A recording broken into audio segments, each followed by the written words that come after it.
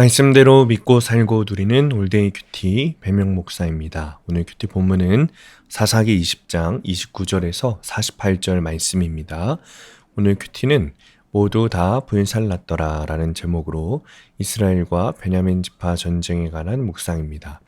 말씀 질문입니다. 왜 하나님은 베냐민 지파 600명을 남기셨을까요? 하나님이 드디어 베냐민을 이스라엘 손에 넘겨주십니다. 이스라엘은 기브아 주위에 복병을 배치하고 베냐민 군대를 성읍 밖으로 깨어냅니다. 이때 하나님이 이스라엘 앞에서 베냐민을 치시고 25,100명의 군사를 물리치게 하십니다. 35절입니다. 여호와께서 이스라엘 앞에서 베냐민을 치심에 당일에 이스라엘 자손이 베냐민 사람 25,100명을 죽였으니 다 칼을 빼는 자였더라. 이는 하나님의 공의가 베냐민 지파의 죄를 심판하신 결과로 승리는 하나님의 도우심 없이는 불가능함을 보여줍니다. 이스라엘의 치밀한 전략이 성공했습니다. 하지만 하나님의 계획과 인도하심이 없었다면 이 또한 무용지물이었을 것입니다. 베냐민 지파는 자신들이 패배한 사실을 깨닫고 도망치기 시작합니다. 그러나 이스라엘의 복병에 의해서 그들의 성읍은 진멸됩니다. 연기가 기둥처럼 치솟는 군호는 승리의 신호가 되었고 기브아와 그 주변 성읍들은 완전히 파괴되었습니다. 베냐민은 하나님의 화가 자신들에게 미친 것을 깨달았으나 때는 이미 늦었습니다. 하나님의 공의를 대적한 대가는 너무도 컸습니다. 이는 죄악에 대한 하나님의 심판이 얼마나 확실한지 보여줍니다. 이스라엘은 베냐민 지파의 남은 군대를 광야까지 추격하여 진멸하고 그들의 성읍을 불태웁니다. 베냐민 지파는 결국 600명만이 살아남아 림몬 바위로 도망갑니다. 47절입니다. 베냐민 사람 600명이 돌이켜 광야로 도망하여 림몬 바위에 이르러 거기에서 넉 달 동안을 지냈더라. 이것은 하나님이 남겨주신 것입니다. 죄에 대한 하나님의 준엄한 심판을 보여주는 동시에 600명을 남기셔서 지파의 명맥을 이어가게 하시는 하나님의 은혜를 드러냅니다. 오늘 우리가 사는 것도 하나님의 은혜입니다. 내가 받을 벌을 그리스도께서 모두 대신 받으셔서 나 또한 하나님 앞에 남아 사명을 이어가게 된 것입니다. 적용 질문입니다. 나는 승리의 순간에 하나님의 도우심을 인정하며 감사합니까? 두 번째, 하나님이 내 삶에 남겨두신 것은 무엇입니까? 그것으로 구원 사명을 감당하고 있습니까? 오늘의 원포인트, 하나님의 은혜로 승리하게 됩니다. 내가 할 수 있는 것이 없습니다. 내 모든 삶의 승리는 주님으로부터 온다는 사실을 알아야 합니다.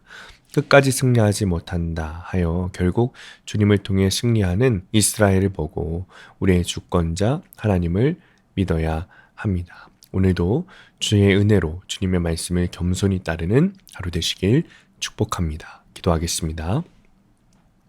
승리하게 하신 때도 패배하게 하신 때도 주님의 섭리임을 믿게 하여 주옵소서. 오직 주님을 바라보게 하여 주옵소서. 내 삶에서 어떤 성공과 패배를 나의 결과로 여기는 것이 아니라 주님의 구원을 얻는 일에 최선을 다하게 하여 주옵소서. 오늘도 하나님의 은혜로 살아가는 하루가 되게 하여 주옵소서. 예수님의 이름으로 기도합니다. 아멘. 오늘 큐티 말씀을 적용한 한 성도님의 큐티 묵상 간증입니다. 저는 20대에 신장 투석과 갑상샘 암 수술로 많은 시간을 병원에서 보내고 투석한 지 8년 뒤 아버지의 신장을 이식받아 지금까지 살고 있습니다. 또래에 비해 사회 진출이 많이 늦어져 힘들어할 때 공동체 지체의 소개로 건설업에 취직하게 되었습니다. 그러자 일할 수 있다는 것 자체로 감사했습니다. 하지만 미술을 전공한 제게는 건설 용어가 낯설었고 공사 현장에 있는 사람들을 만나는 일이 너무 두려웠습니다. 그럼에도 하루하루 지나 현재 13년째 근무하고 있습니다. 5년 전 저희 회사는 사장님의 아이디어로 새 제품을 개발해 출시했고 그 제품은 업계에서 좋은 평가를 받았습니다. 이 성과는 곧바로 매출로 이어져 회사는 몇 년간 크게 성장했습니다. 그 과정에서 영업사원인 저도 혜택을 톡톡히 받아 전화 통화만으로도 영업이 잘 되었습니다. 교만한 마음으로 자신들의 승리를 확신한 베냐민 자손처럼 회사의 위상도 제 월급도 올라가니 앞날이 밝을 것이라 예상했습니다. 그런데 작년 초부터 건설 경기가 침체하고 기업들이 수익성 때문에 건설을 중단하는 일이 많아졌습니다. 주변 업체들에선 경쟁 제품을 생산한다는 소식이 들리고 그에 따라 매출은 줄어들었습니다. 그제야 현실을 자각하게 된 저는 그동안 영업사원으로서 안일하게 일했던 교만과 게으름, 입사할 때의 감사함을 잊고 하나님이 주신 힘을 내 능력이라 착각한 죄를 보게 되었습니다. 그러자 건설 경기의 불황은 하나님이 저를 치신 사건임이 인정되었습니다. 요즘 저는 전국에 개설된 건설 현장을 돌아다니고 있습니다.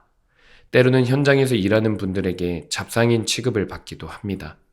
하지만 그런 무시의 짓밟힘도 하나님이 제게 허락하신 너그러운 징계라 여겨지니 웃음으로 넘기게 됩니다. 앞으로는 큰 업체나 사람이 아닌 하나님만 의지하며 영업의 결과를 주께 맡기겠습니다. 적용하기.